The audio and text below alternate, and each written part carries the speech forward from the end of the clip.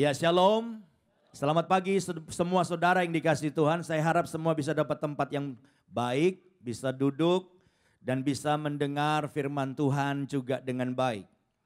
Saya ingin melanjutkan topik besar kita, saudara-saudara. Kalau saudara secara rutin beribadah dalam gereja ini, maka kita tahu bahwa bulan Januari ini tema besar kita adalah apa? Keep calm. Ya, kita mau di tengah kondisi apapun kita tetap tenang, keep calm. Dan kita sudah mendengarkan beberapa seri tentang khotbah keep calm ini.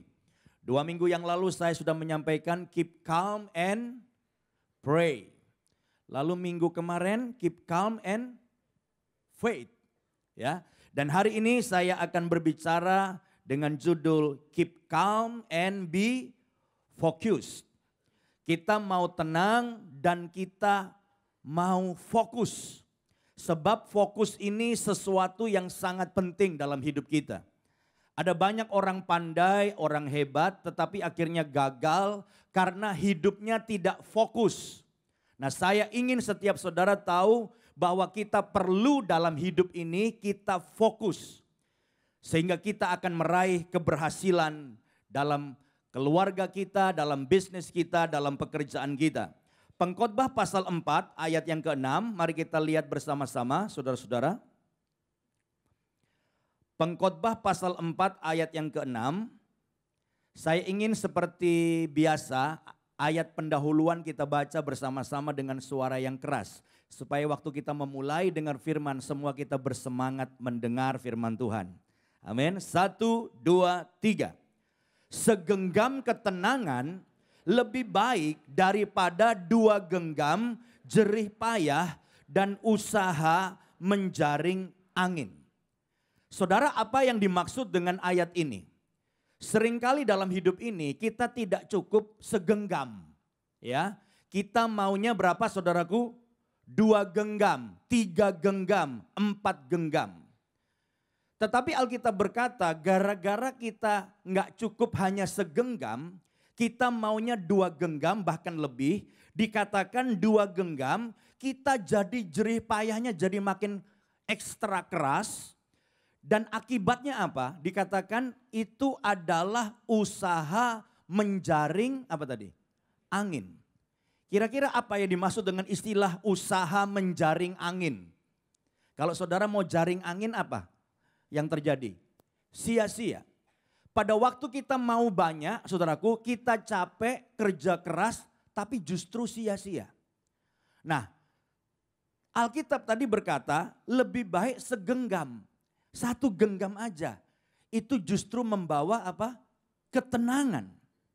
Dalam hidup ini seringkali kita punya banyak rencana. Saudara punya banyak rencana. Kita punya banyak impian. Kita pengennya banyak saudara-saudaraku sehingga kita kerja luar biasa keras. Tapi justru karena kita tidak kepada satu hal, nggak fokus saudaraku. Akhirnya kita semua mau dikerjain, tetapi justru itu membuat kita gagal. Dan seringkali pada waktu kita kerja keras, seringkali kita nggak fokus. Akhirnya kita kehilangan ketenangan kita. Nah, saya ingin tampilkan sebelum kita masuk lebih jauh tentang seorang pemain golf. Ini hanya beberapa detik saja. Pemain golf itu saudaraku penting sekali tenang. Saudara yang pemain golf pasti tahu penting untuk apa? Tenang. Sebab kalau kita panik, kita gelisah, kita nggak tenang, maka kita sulit untuk fokus. Dan dalam video ini kita melihat seorang pemain golf itu kebetulan bolanya dalam posisi tidak bagus. Dan rupanya dia gelisah, dia nggak tenang. Dan gara-gara nggak tenang akhirnya dia nggak bisa fokus dan akhirnya semuanya berantakan. Penting sekali kita tenang supaya kita bisa apa? Fokus. Keep calm and be focused. Saudara bisa lihat bahwa pada waktu seseorang tidak tenang akhirnya tidak bisa apa? Nggak fokus, mukul bolanya nggak konsentrasi, nggak fokus dan akhirnya malah luput dan dia kecebur saudara-saudara. Nah, hari ini kita mau hidup kita itu fokus. Jangan semua mau dipegang. Orang dagang sepatu, saudara ikut dagang sepatu. Orang jualan semen, saudara ikut jualan semen. Orang bisnis apa saja kita mau. Semua mau dipegang dan kita bangga. Orang ngomong kafe, gua punya kafe. Ya, orang ngomong toko apa, gua punya. Orang bilang restoran, gua juga punya. Semua punya. Tapi semuanya rugi, saudaraku. Kenapa? Karena nggak fokus. Semua dipegang akhirnya melebar. Tidak fokus. Nah, apa ini maksud dengan fokus? Fokus menurut Kamus Besar Bahasa Indonesia adalah titik atau daerah kecil tempat berkas cahaya mengumpul setelah berkas cahaya menimpa sebuah lensa. Itu definisi dari fokus menurut Kamus Besar Bahasa Indonesia. Dan saya pikir apa yang didefinisikan oleh Kamus Besar Bahasa Indonesia ini pernah kita praktekkan juga. Saya tidak tahu apakah saudara masih ingat ketika saudara SMA ya atau SMU ya. Saya pernah melakukannya, bagaimana kita keluar dari kelas kita, lalu ada satu lensa seperti kaca yang kita pegang, lalu sinar matahari itu saudaraku kita kumpulkan pakai apa? Lensa itu. Lalu difokuskan pada satu titik. Dan titik itu kita kasih kertas saudara. Apa yang terjadi dengan kertas itu? Terbakar. Jadi ketika sinar matahari yang menyebar itu difokuskan pada satu titik, bisa menjadi api yang luar biasa. Jadi saudaraku penting sekali untuk kita fokus. Kita tahu juga bahwa sinar inframerah itu kalau difokuskan menjadi sinar laser. Dan saudara tahu sinar laser itu punya satu kekuatan yang luar biasa. Sinar laser itu bisa memotong besi baja, saudaraku. Besi baja aja bisa dipotong dengan sinar laser.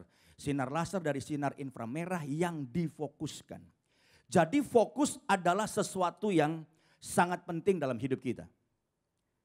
Saya berharap bahwa setiap kita yang hadir pada pagi ini menangkap pesan Tuhan yang jelas pada pagi ini. Tuhan ingin kita semua yang ada di sini fokus.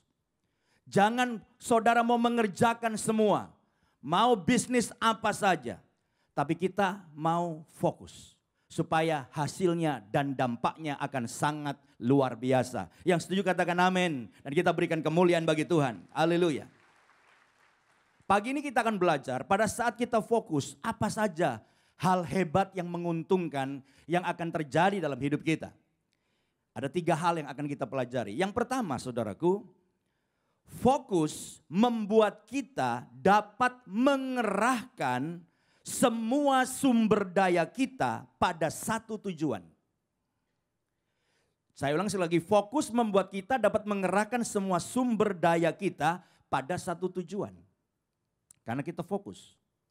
Tapi kalau saudara punya 5 tujuan, 5 bisnis, 5 hal yang saudara kerjakan, saudara tidak bisa mengerahkan semua kekuatan dan semua daya kita kepada satu titik atau pada satu tujuan.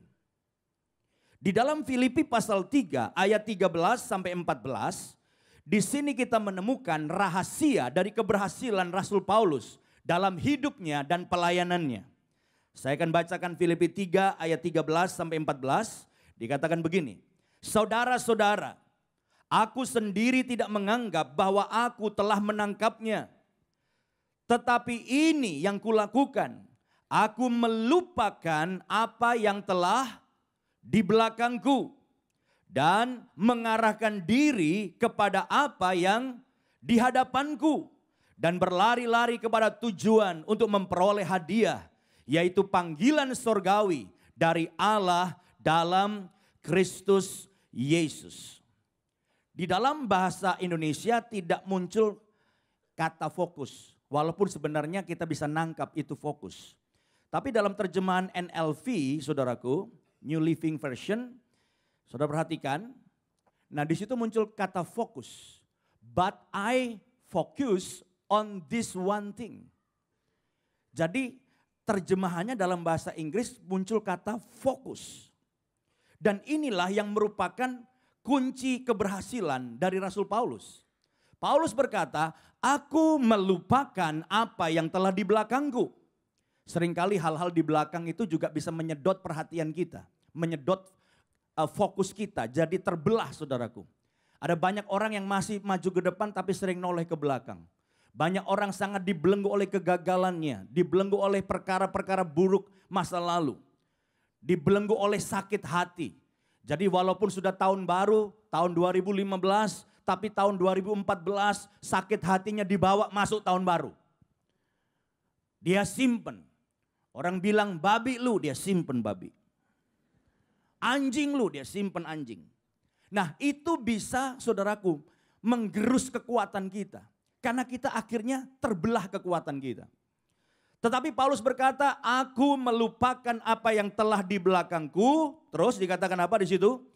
Dan mengarahkan diri kepada apa yang di hadapanku. Paling tidak sudah kurang satu. Ya, sekarang fokusnya ke depan. Tetapi ke depan ini juga masih banyak tujuannya. Bisa ke sana, bisa ke sana, bisa ke sana. Dan Paulus menegaskan, aku mengarahkan diri kepada yang di hadapanku, lalu dia tunjukkan, aku fokus kepada satu titik saja.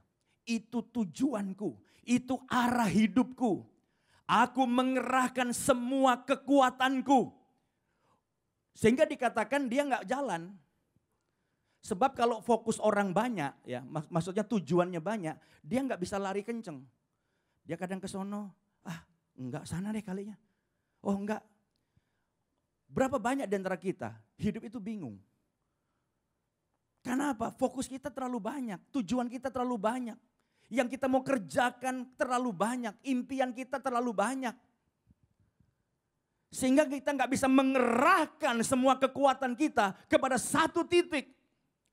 Tapi Paulus berkata, aku telah tetapkan, yang belakang aku nggak mau noleh lagi, yang di depan banyak, tapi aku tetapkan satu tujuan. Dan tujuan hidup Paulus apa tadi? Dia mau melayani Tuhan. Panggilan sorgawi dalam Kristus Yesus. Dan dia lari ke sono. Menjadi kekuatan yang luar biasa. Dan ini kunci keberhasilan dari Rasul Paulus. Nah mari untuk poin yang pertama ini coba kita cek. Jangan-jangan kita semua ini sedang tidak bisa menyatukan kekuatan dan daya kita untuk mengerjakan satu hal secara luar biasa. Karena kita terbelah. Terbelah dalam banyak tujuan. Banyak keinginan. Dan kita pikir itu hebat. Tapi justru kekuatan kita tidak bisa kita kerahkan pada satu titik. Dan akhirnya menjadi luar biasa. Seorang yang besar dan hebat namanya Henry Ford. Dia berkata begini. Sebuah kelemahan umat manusia adalah mau melakukan banyak hal dalam waktu bersamaan. Itu yang saya katakan tadi, mau melakukan banyak hal dalam waktu bersamaan. Hal itu memecah usaha dan menghancurkan tujuan. Ya saya tidak bilang bahwa saudara nggak boleh punya dua, bisa saja mungkin dua gitu ya. Tapi kita dua ini agak berdekatan dan itu kekuatan kita dan itu fokus aja situ. Tapi pada saat kita mau ikutin semua orang yang kerjakan saudaraku. Bahkan mungkin itu bukan kekuatan kita nggak ngerti, kita hanya ikut-ikutan. Tapi kita hanya mau karena serakah kita atau banyaknya keinginan kita. Atau kita belum menetapkan tujuan utama hidup kita. Akhirnya apa? Kekuatan kita, usaha kita terbelah, kata Henry Ford. Dan itu menghancurkan tujuan. Jadi hari ini saya berdoa supaya saudara menangkap pesan Tuhan. Saudara yang apa aja mau dikerjain, ingat firman Tuhan. Saudara gak akan jadi apa-apa, saudara capek dan itu Alkitab bilang usaha menjaring angin. Ayo kita fokus supaya kita bisa mengerahkan semua kekuatan kita pada satu tujuan. Yang setuju katakan amin. Dan berikan kemuliaan bagi Tuhan. Haleluya. Yang kedua saudara-saudaraku. Mengapa penting kita fokus? Fokus membuat kita mengabaikan yang penting untuk dapat melakukan yang terpenting. Seringkali kita mau melakukan sesuatu, ini penting, itu penting, itu penting.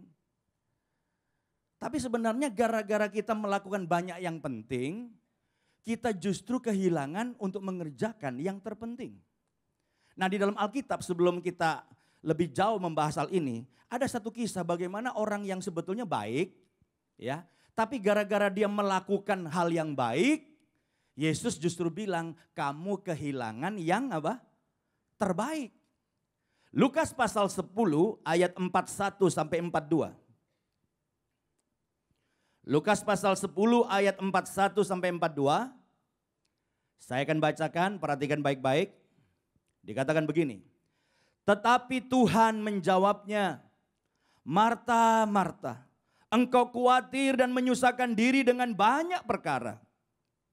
Tetapi hanya satu saja yang perlu. Maria telah memilih bagian yang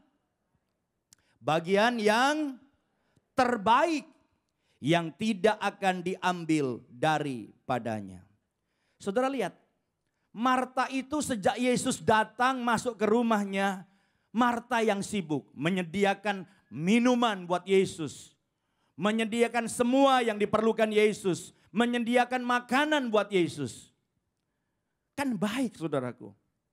Tapi justru Yesus memberikan nasihat kepada Marta. Marta, Marta, kamu sibuk, khawatir dengan banyak hal. Tapi Maria telah memilih bagian yang terbaik. Saya harap di sini yang bagian konsumsi, yang menyiapkan makanan saya, jangan salah nangkep. Saya khawatir minggu depan gak ada makanan di belakang saudaraku.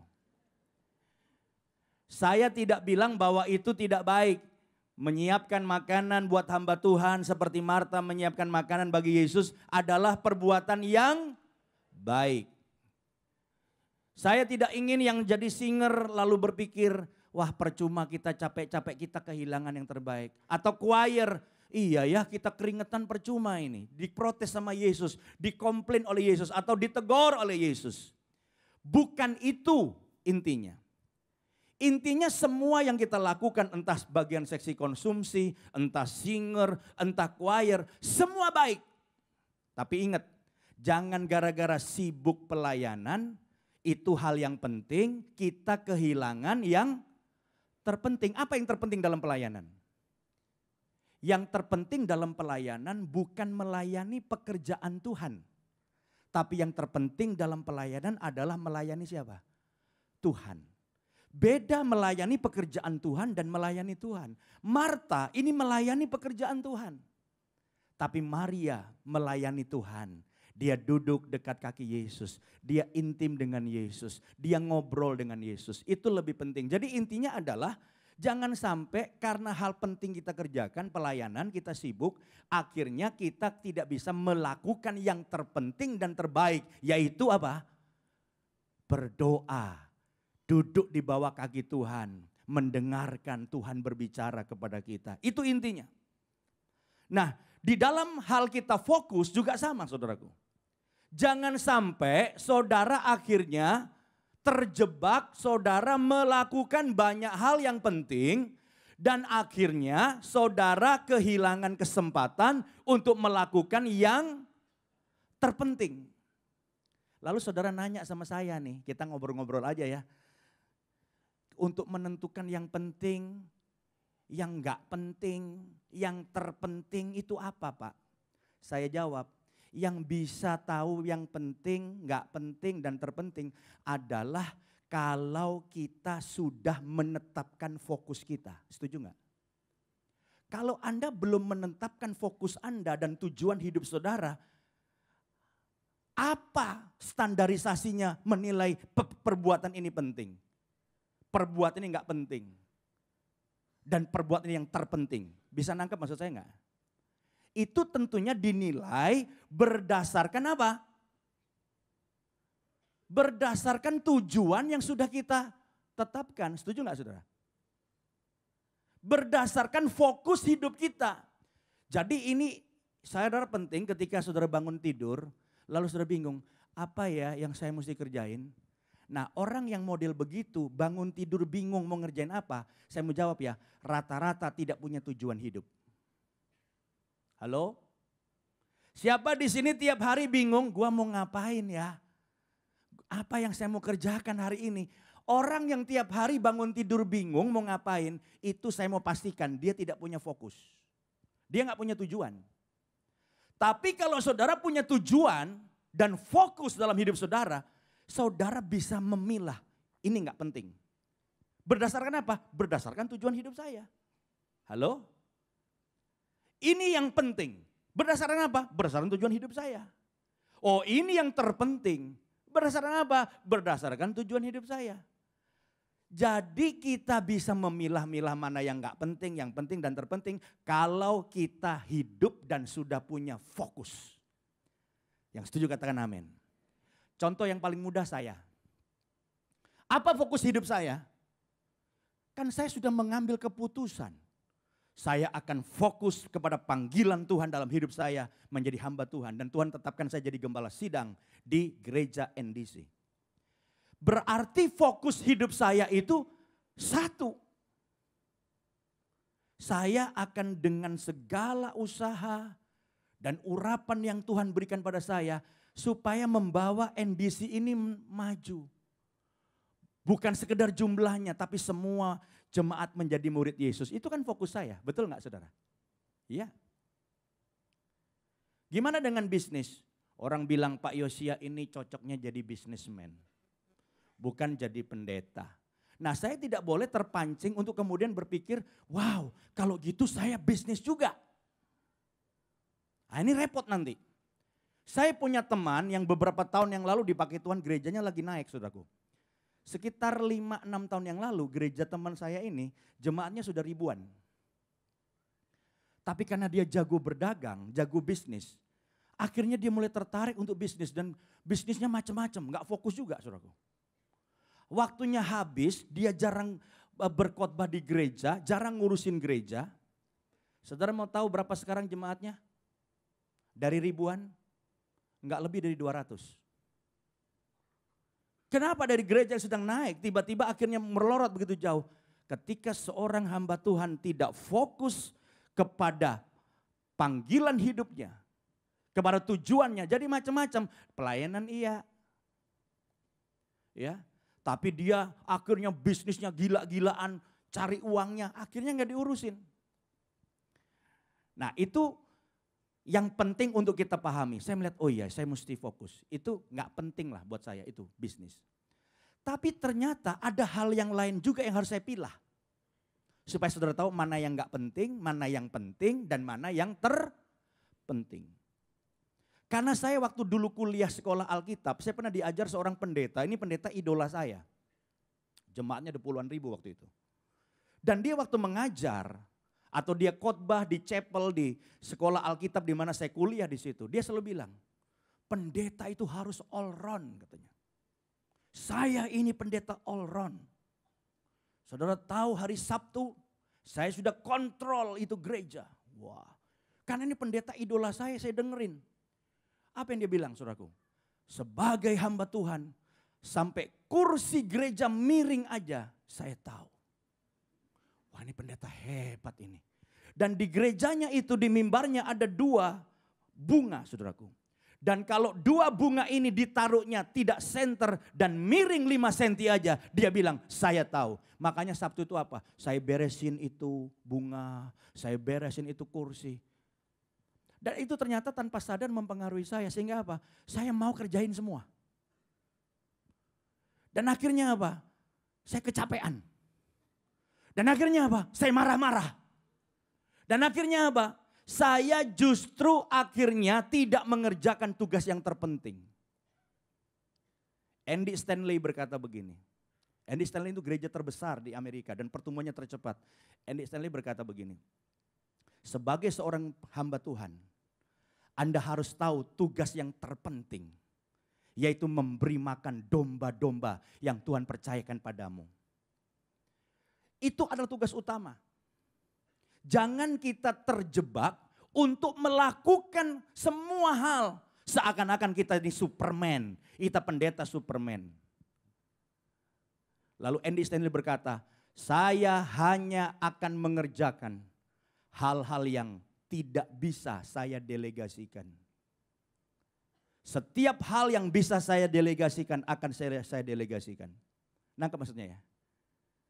Tapi hal yang tidak bisa saya delegasikan, yaitu saya harus mempersiapkan makan untuk domba-domba. Ini tugas utama saya dan saya harus berkhotbah yang terbaik. Itu saya harus lakukan. Sekarang saya mulai nangkep, oh jadi kalau saya gara-gara ngatur bunga sama kursi, saya tidak sempat mempersiapkan khotbah. Saya telah menggeser yang terpenting dengan hal yang apa? Enggak terlalu penting. Sekarang saudara penting untuk menentukan fokus saudara apa? Selama saudara belum menentukan fokus hidup saudara, Anda nggak akan tahu mana yang harus dilakukan, mana yang harus didelegasikan, dan mana yang harus saudara kerjakan sendiri. Ini bisa saudara putuskan pada saat saudara sudah menentukan fokus hidup saudara. Apakah saudara menangkap firman Tuhan ini? Amin saudaraku.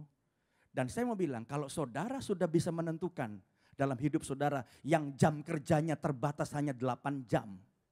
Dan saudara bisa berkata, ini enggak penting. Ini lumayan penting. Tapi ini terpenting yang kalau saya kerjakan akan membawa dampak dan kemajuan terbesar untuk mengarah pada tujuan saya. Saudara akan hebat. Itu yang disebutkan oleh skala Pareto. Saudara pernah dengar skala Pareto? Mengerjakan 20% yang terpenting, yang paling berpengaruh. Itu membawa dampak 80% bagi kemajuan perusahaan. Jadi kita jangan sampai teralihkan pandangan kita. Kita mau melakukan semuanya. Saudara sebagai direktur utama, saudara masuk kantor. Aduh kok mejanya kurang bersih ya. Kok lantai saya kurang bersih ya. Terus di luar kantor saudara itu lantai pegawai-pegawai saudara kurang bersih ya. Lalu saudara berkata dalam hati ini, sebagai dirut saya memang punya jabatan tinggi. Tapi kita harus rendah hati kan.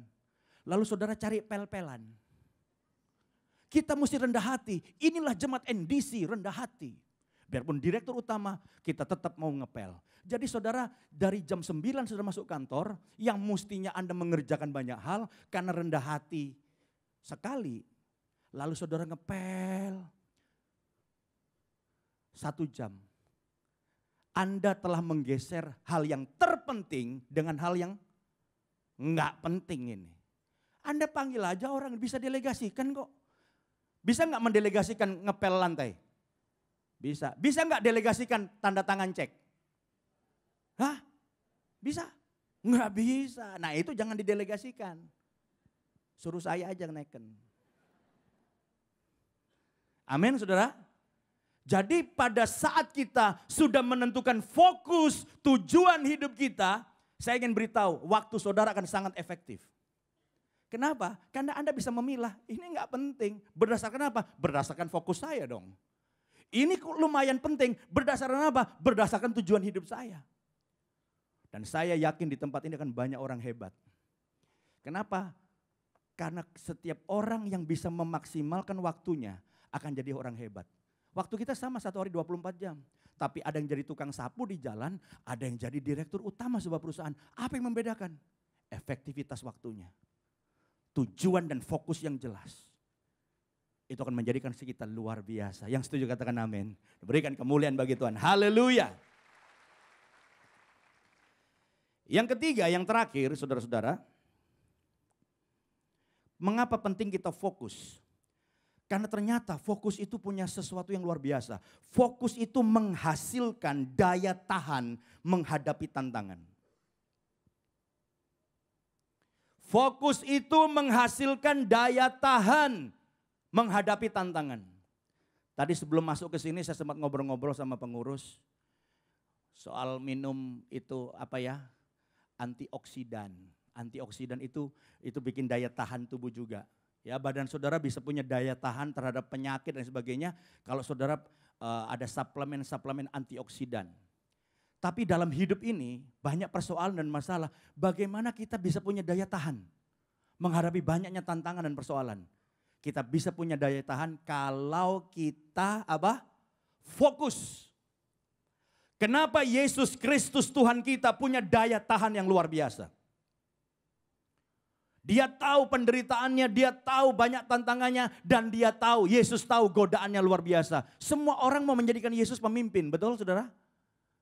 Semua orang berkata, Yesus engkau akan jadi raja. Engkau akan jadi orang hebat, kami semua akan tunduk kepada pemerintahanmu, engkau raja. Murid-murid Yesus pun seperti Petrus berusaha mencegah Yesus untuk naik ke atas kayu salib.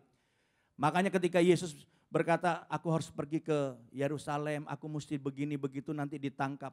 Petrus bilang apa? Jangan. Petrus berusaha menyelamatkan Yesus. Petrus tidak tahu bahwa itulah fokus dan tujuan Yesus datang dalam dunia. Apa yang Yesus bilang kepada Petrus? Petrus, engkau iblis, nyahlah engkau. Engkau tidak memikirkan yang dipikirkan Bapa, engkau memikirkan ya pikiranmu sendiri, maumu sendiri. Jadi sebenarnya Yesus itu banyak hal yang bisa membuat tidak mencapai kepada tujuannya. Tapi kenapa dia punya daya tahan yang luar biasa? Karena dia fokus, dia tahu betul tujuannya. Dia datang ke bumi bukan untuk jadi raja memerintah Israel. Dia datang ke bumi untuk mati di salib, mencurahkan darahnya, menebus dosa saudara dan dosa saya. Supaya kita yang percaya pada Yesus diselamatkan. Berikan kemuliaan bagi Tuhan. Haleluya. Dan ini yang diteladani oleh Paulus. Kisah Rasul 20 ayat 24. Coba kita lihat.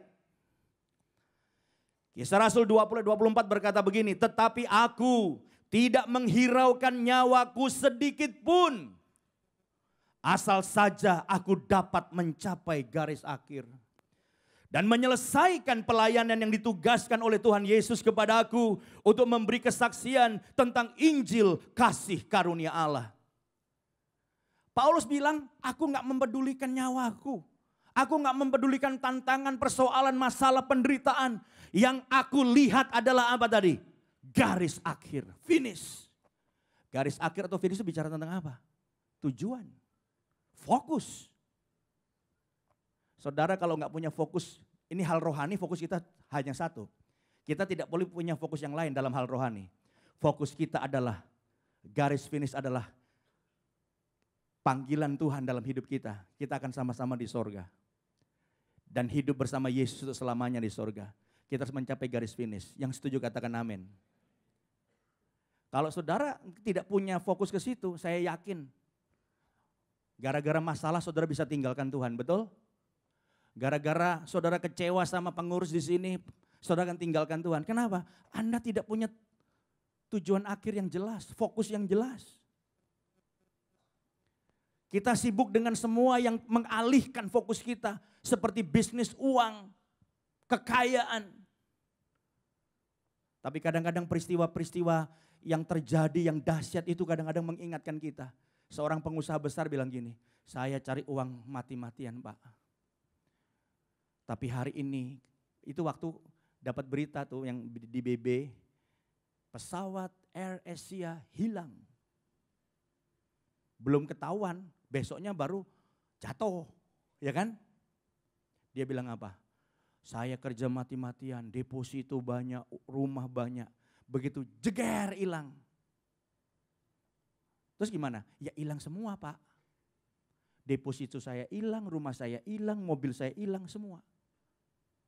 Kadang-kadang peristiwa itu menyadarkan saya Pak, saya harus pelayanan lagi. Tuh. Saya harus cari Tuhan. Umur udah 50, 60. Udah sebetulnya udah semifinal ini. Habis final dan selesai saudaraku. Amin.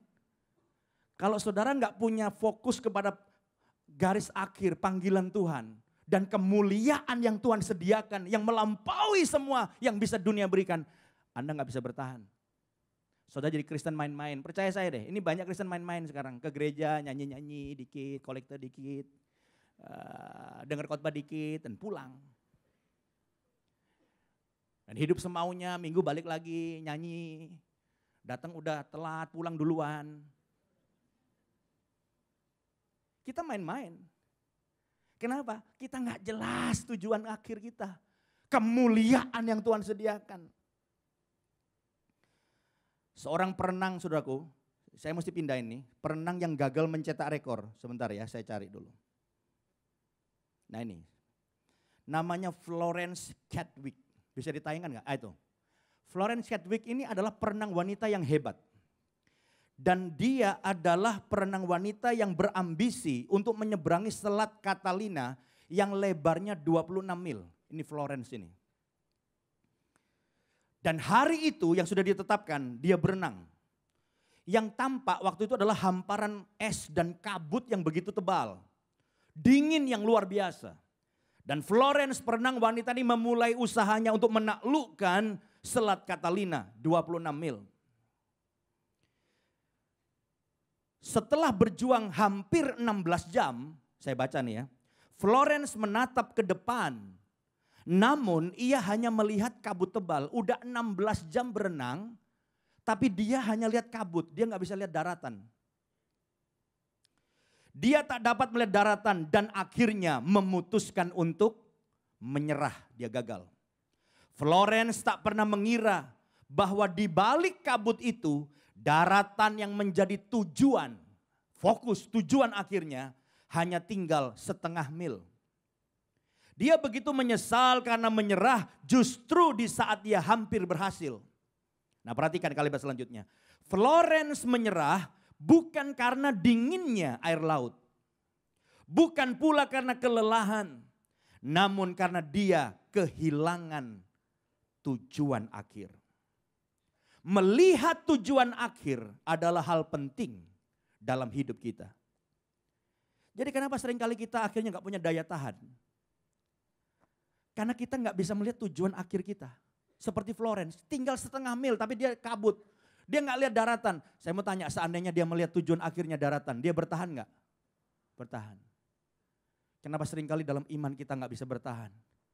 Karena mata iman kita tidak bisa melihat sorga dan kemuliaan yang besar yang Tuhan sediakan jauh melampaui penderitaan kita. Jauh melampaui pengorbanan kita. Kenapa kita gagal dalam bisnis kita? Kita gagal dalam apa yang kita mau raih menjadi fokus kita. Karena kita gak bisa lihat. Makanya kalau kita bisa fokus dan melihat tujuan akhir kita, titik akhir kita, itu membuat kita punya daya tahan yang luar biasa. Yang setuju katakan amin. Makanya sekali lagi saya mau katakan fokus, fokus dan bisa dilihat dengan jelas. Apa yang menjadi fokus saudara dan tujuan akhir saudara. Maka kita akan bisa bertahan pada masa-masa sulit dalam hidup kita. Fokus, kalau perlu taruh ya, saudara punya foto gemuk itu pakai rekayasa, itu kan bisa dibikin kurus kayak apa maunya, lalu taruh di kaca saudara, tiap hari fokus. Push up, set up.